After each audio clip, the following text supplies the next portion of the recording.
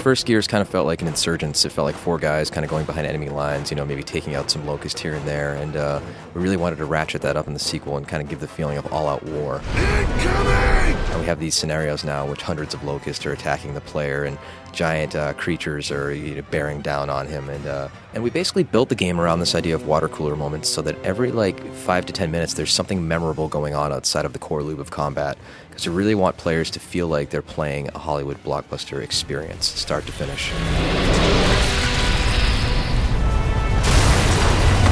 The game actually has a lot more variety in environments than the first game. You go all the way from the deepest depths of the underground all the way to the highest snow-capped peak on Sierra, and the look is a little bit more saturated this time around. It's still a dark, kind of drab universe in many ways, but it's not quite as drab as the first game.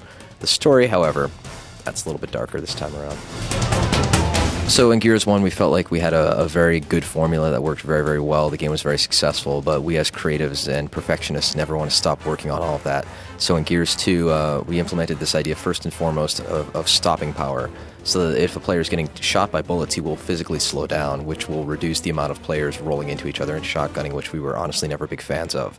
On top of that, we have about 400 plus tweaks to the cover system. I feel like, in Gears 1, the cover system worked perfectly about 85% of the time. In Gears 2, we're shooting for as close to 100% as possible, as far as the player hitting the A button and having the expected behavior happen, as far as what angle he enters cover, and being able to interrupt a SWAT turn or even interrupt a cover dive, and how crisp the climbing over cover feels, and whether or not he accidentally enters cover during roadie running and things like that. So we have tons of tweaks to make the cover system what I believe is the best in the business. Well, in the multiplayer, we knew we wanted to have far deeper functionality as far as having many, many more multiplayer modes. We also wanted to make sure we had a party system, which was very much a no-brainer for us coming off of Gears 1.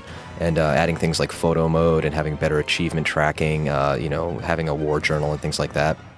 I think all of that adding together really kind of takes the game from just being a simple shooter into essentially being a platform that players can play for months on end. We're fans of deathmatch and free-for-all. We think that they're cool, but if we were going to do that in the Gears universe, we knew we were going to do it with our own unique, original twist on it. So we came up with the idea of essentially 5 teams of 2 players each. So it kind of combines a free-for-all deathmatch with a co-op buddy, also with a last man standing type dynamic. So once you're out for that round, and you basically better watch your buddies back, because when you spawn, there's enemies all over the map, and you get 2 players versus 8 players. It gets very intense very quickly.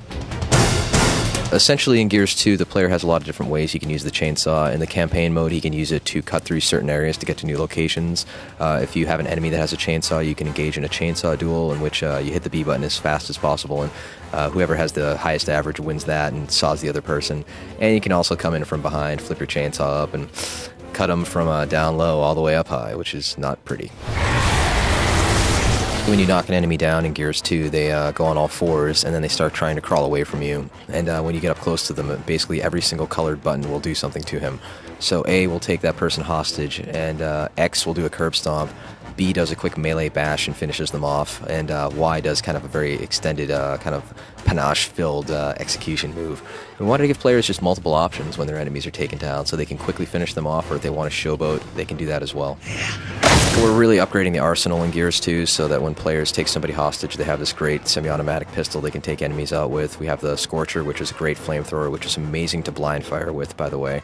You can also stick every single type of grenade on walls and set traps for your enemies, and we have a whole other section of weapons that we've yet to reveal yet that should be coming out soon. So keep your eyes peeled this November for Gears of War 2 coming exclusively on Xbox 360. It's going to be a hell of a ride.